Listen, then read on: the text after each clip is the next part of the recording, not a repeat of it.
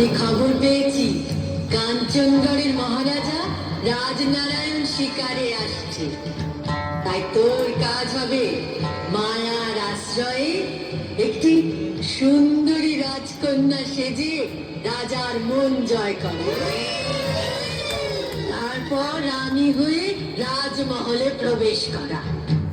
আমি চাই রূপনগরের মতো কাঞ্চনগড় রাজ্যটাও রাক্ষস রাজ্যে পরিণত করতে।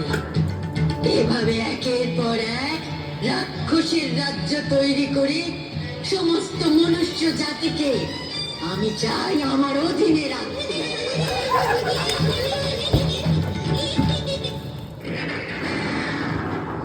তুমি কিচ্ছু ভেবো না মা, আমি তোমাকে কথা দিচ্ছি। ওই কাঞ্চনগড়ের রাজাকে আমি আমার প্রেমে পাগল করে আমার রূপ যৌবন দিয়ে ভুলিয়ে ওই কাঞ্চনগড়ের রাজমহলে আমি প্রবেশ করব।